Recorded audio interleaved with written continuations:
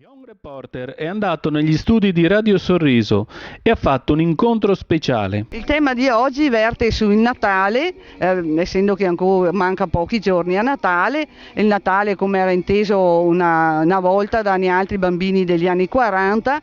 Va bene, adesso è buona trasmissione, noi la registriamo, sentiamo come va. Bene? Putei, no? Che se pareggiava sto presepio, perché adesso è solo che l'albero del Natale, no? L'avvicinarsi del Natale già era un motivo di contentezza. Alberi de Natale non ingera, se faceva solo il presepio, andando torsù per tempo il muscio, su pa e coine, drio i fossi.